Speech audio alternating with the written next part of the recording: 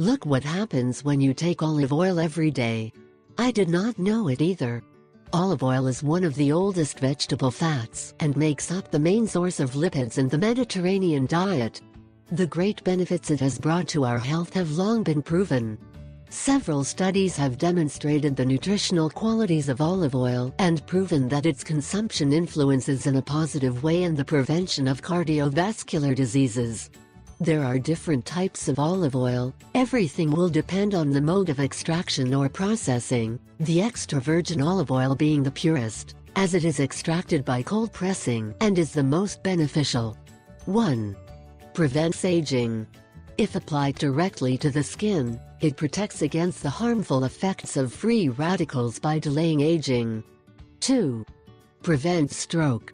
When you consume olive oil frequently in stews, salads and even to add flavor to foods, you have a lower risk of having a stroke. 3. Controls diabetes. The consumption of olive oil regulates the production of insulin and controls glucose levels. 4. Helps lower cholesterol.